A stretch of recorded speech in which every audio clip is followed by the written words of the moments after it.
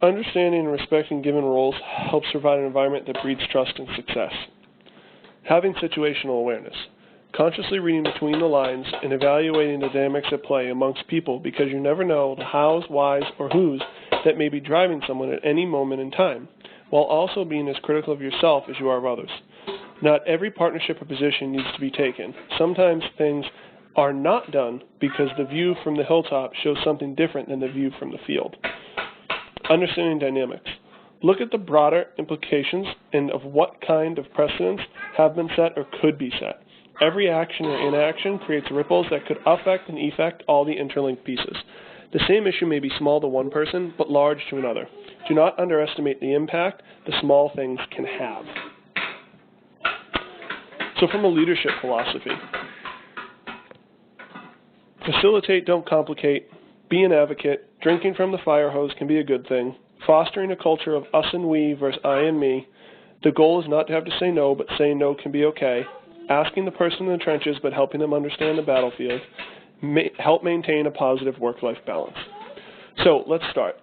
When people ask me about being a leader and leadership, I often talk about my leadership philosophy. So, what is my leadership philosophy?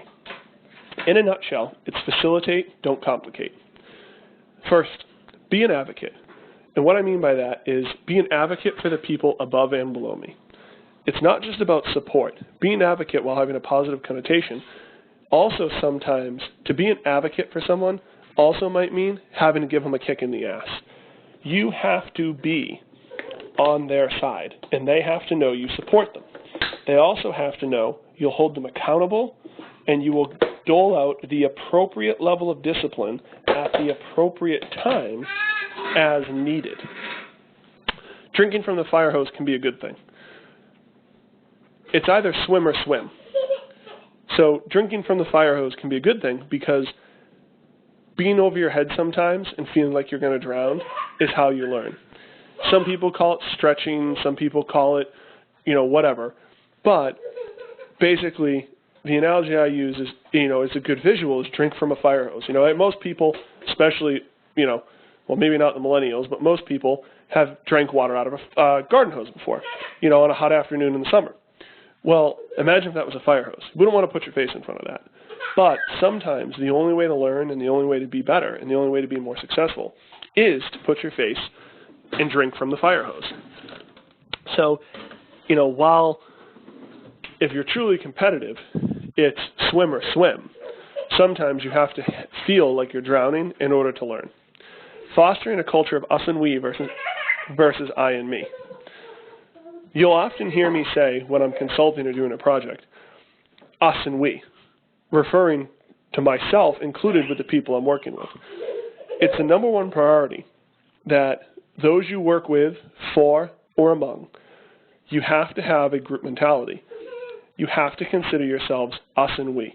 If you stand together and have some type of unified bond, even if it's the social, verbal construct of just considering yourselves as an us and a we, you will change the mindset and you will change the actions of people. You can build altruistic behavior to some degree simply by constantly reinforcing the us and we instead of I and me. The goal is not to have to say no, but saying no can be okay. Often, people always say yes, and they say yes for the wrong reasons. They don't want to say no, especially in a service role where you are trying to provide a service or are providing a particular service to someone else. Generally, you don't want to say no, but saying no can be okay if it's said for the right reasons. So while the goal is not to say no, saying no can be okay if you are drawing a line to make things appropriate, fair, and equitable for all those you deal with. If you're saying no simply due to laziness, complacency, or lack of effort on your individual part, that is wrong, and that is not when you should say no. Asking the person in the trenches, but helping them understand the battlefield.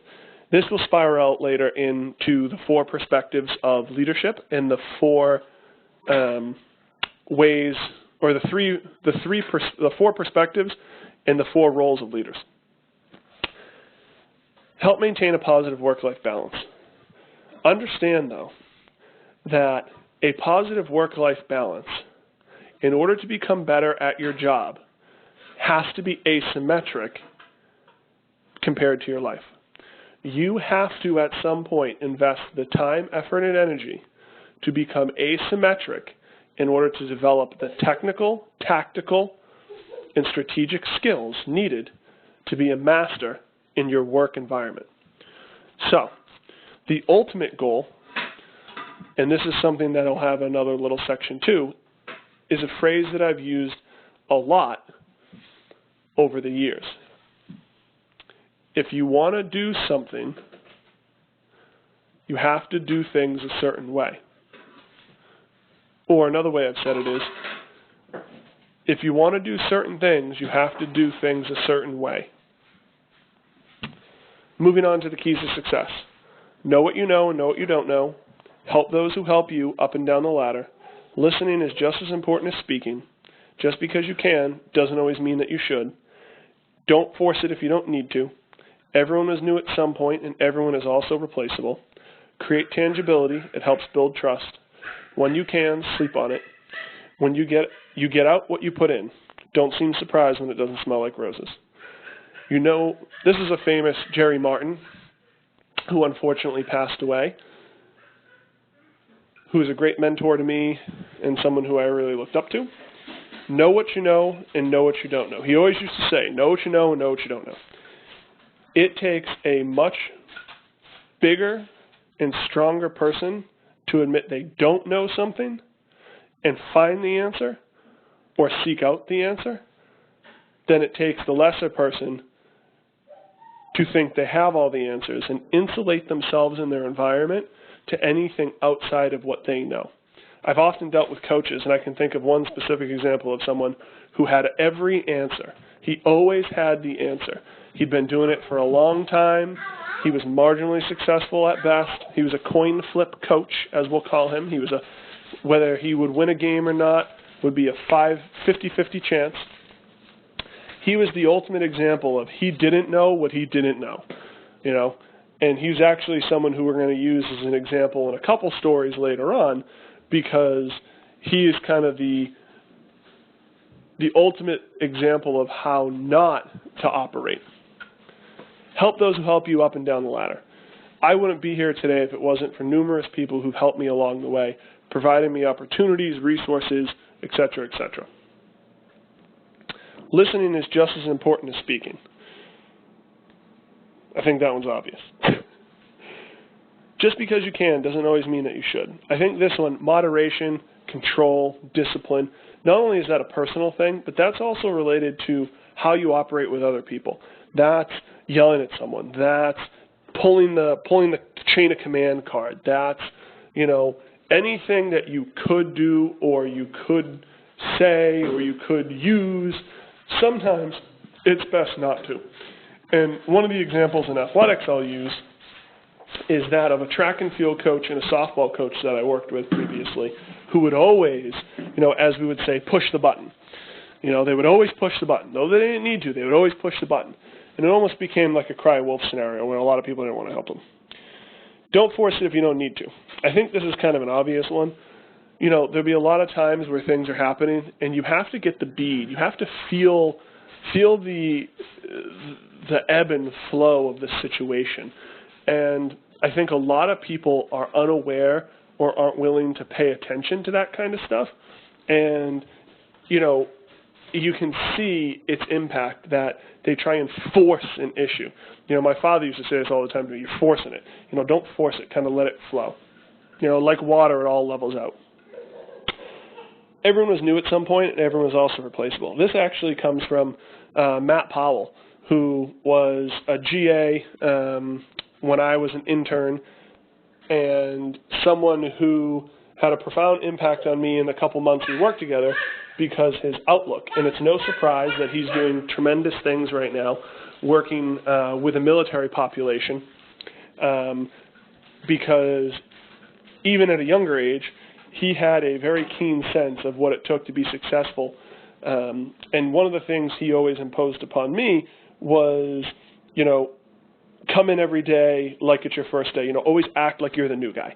And it was just something that always stuck with me and grew within me that, everyone's replaceable. And the other thing on that is you always have to be willing to teach and educate the new guy, because someone is always new. And if you're not willing to help and assist and develop the person who was in your shoes at one point, because we were all there, we were all new, we were all raw, we were all, inexperienced and unknowledgeable, though we were both full of piss and vinegar. So, act like you're new, but also know that you're replaceable. So be willing to teach and learn and mentor, because if you're not, someone else will, and then you will be on the outside looking in.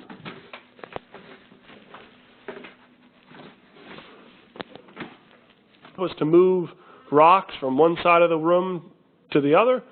You did it until it was done. You didn't